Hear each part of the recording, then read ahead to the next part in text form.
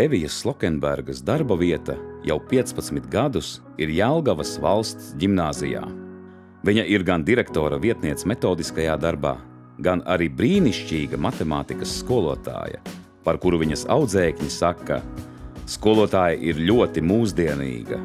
Viņa prot katram atrast savu atslēgu, lai iemācītu matemātiku. Evija ir arī mācību grāmatu autore. Kopā ar domu biedriem izveidojusi GeoGebras institūtu, bijusi mentors misijas skolotājiem, bet tagad viņa darbojas projektā Skola 2030.